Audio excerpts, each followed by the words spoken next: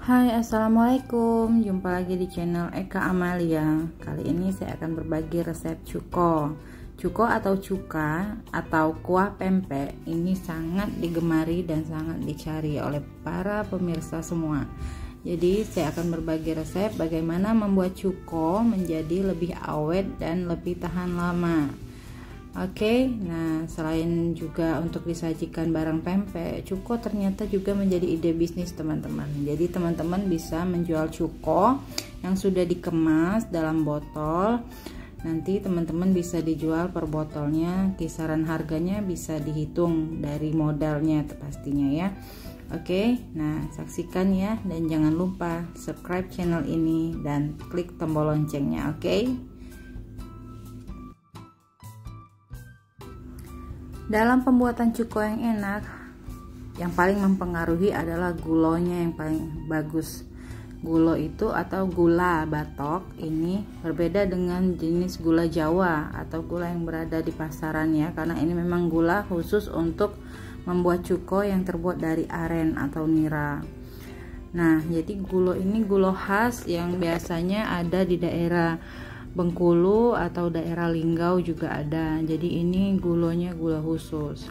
Di sini saya menggunakan bawang putih biasa. Yang lebih enak itu bawang putih cutting. Jadi aromanya lebih menonjol ya. Kalau nggak ada juga nggak apa-apa.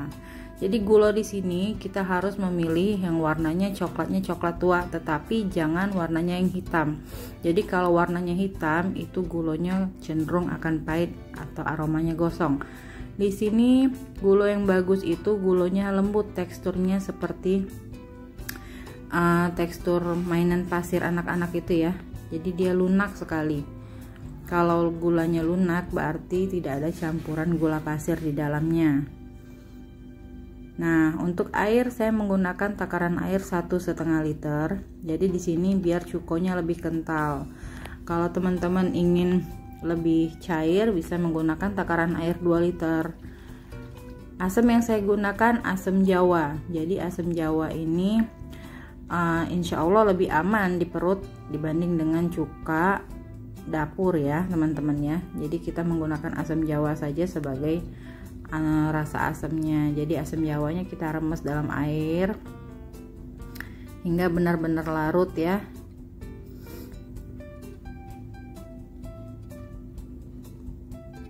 Jadi yang dididihkan itu hanya gula, air, dan asam Jawa saja. Cabai dan bawang putihnya tidak boleh dididihkan. Kalau dididihkan nanti cukonya akan lebih cepat basi dan berbusa ya teman-teman. Jadi tipsnya di situ. Nah, ini kita didihkan dan jangan lupa diaduk. Karena kalau diaduk dia nanti bagian bawahnya akan gosong.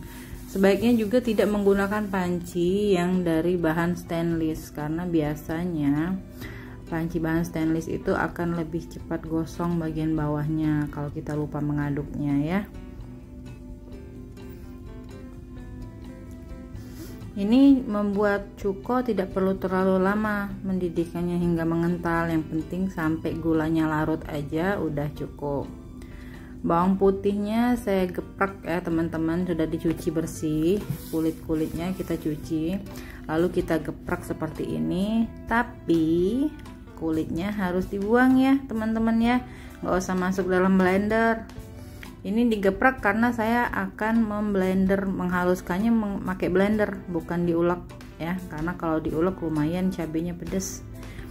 Nah, jadi ini bawang putihnya setelah digeprek kita masukin ke dalam blender. Jadi aroma dari bawang putih itu keluar sari-sarinya. Beda dengan hasil yang kita iris-iris bawang putihnya.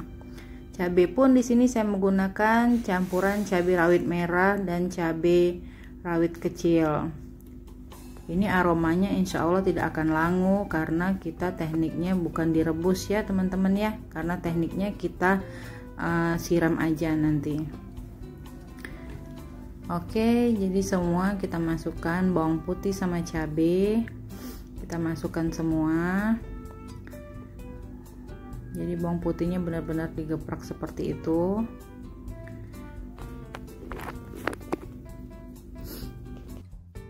Kalau teman-teman yang hobi ngulek nggak apa-apa teman-teman, diulek aja cabenya ya, biar lebih enak ya. karena kalau kita mau usaha biasanya kan itu memakan waktu kalau mau ngulek cabai, jadi kita menggunakan blender aja nggak apa-apa. Insya Allah rasanya sama, yang penting tekniknya seperti ini ya. Teknik membuat cuko juga banyak yang teknik-teknik lainnya, tapi teknik ini saya memang diturunkan dari nenek-nenek moyang yang memang asli Palembang. Membuat cukonya seperti ini. Jadi membuat cuko seperti ini insya Allah dia lebih awet di suhu ruang sekitar 1 minggu sampai 2 minggu insya Allah bisa ya. Tapi yang pasti di suhu ruang kan bakterinya banyak ya teman-teman ya, jadi kita harus hindarin. Nah setelah ini kita ambil gula yang sudah mendidih tadi. Untuk tambahan air kita memblendernya biar lebih cepat halus ya.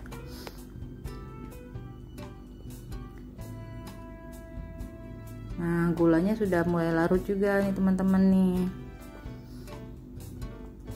udah mendidih.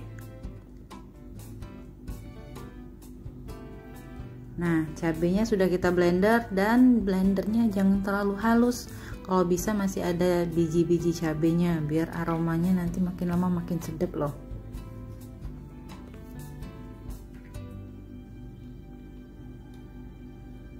Cabai yang sudah di blender kita masukkan ke dalam baskom, ke dalam wadah ya. Nanti setelah ini gula yang sudah mendidih, itu gulanya udah mendidih, udah larut juga bagian bawahnya ya. Ini nanti kita langsung siram aja ke sini. Kan garamnya juga udah masuk tadi pas di blender ya. Langsung kita siram pas lagi panas. Jadi gitu aja dia cabenya udah matang ya teman-teman. Jadi nggak usah dididihin lagi. Kalau dia dididihin, kita harus sering-sering ngangetinnya di atas kompor, dan juga aroma dari cabai dan bawang putih tadi makin lama dia akan hilang.